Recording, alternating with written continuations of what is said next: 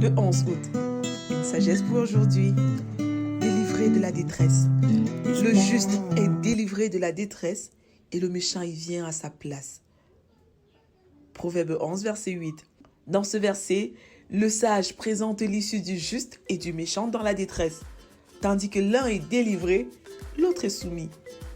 La détresse peut être une situation émotionnelle douloureuse pouvant subvenir après un abus, une attente prolongée, une perte douloureuse, l'annonce d'une maladie déclarée incurable, un décès, etc.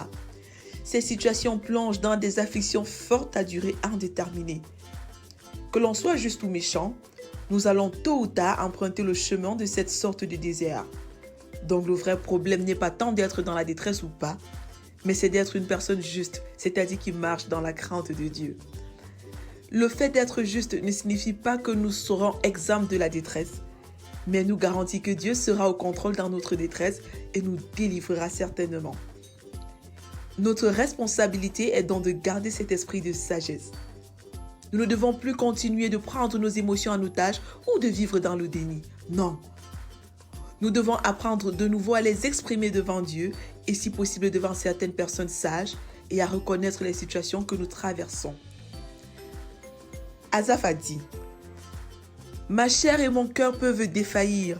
Dieu sera toujours le rocher de mon cœur et ma part. » Psaume 73, verset 26. Cela voulait dire pour Asaph que même s'il arrivait que dans sa détresse, sa chair avait atrocement mal et que son cœur était terriblement dans la peine, il ne désespérait jamais dans son esprit quant à la fidélité bienveillante de Dieu. Je ne sais pas trop l'intensité de la détresse que vous traversez en ce moment, mais je suis convaincue d'une chose, c'est que Dieu est avec vous et il veut vous délivrer. Il ne se plaît pas à vous voir souffrir. Il ne se plaît pas à vous voir pleurer comme vous le faites, mais il désire traverser ce désert avec vous.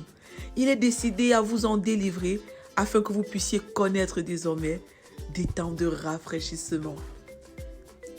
Êtes-vous prêt à vous décharger sur lui de tous vos soucis, de déterrer de vos cœurs toutes ces personnes qui ont abusé de vous, de lâcher prise quant à cette situation qui continue à voler votre paix et votre joie?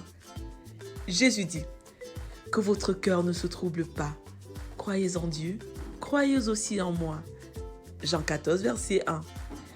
Les disciples de Jésus furent plongés dans une profonde détresse après l'annonce de son départ.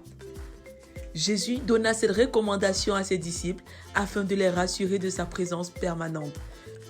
Vérité, Dieu assure une paix éternelle à tous ceux qui croient en lui. Application. Ne pas étouffer les douleurs et les peines de mon cœur, mais rester ferme dans mon esprit, étant fermement assuré de la présence de Dieu. Verset à mémoriser. Dieu est pour nous un refuge et un appui, un secours qui se trouve toujours dans la détresse.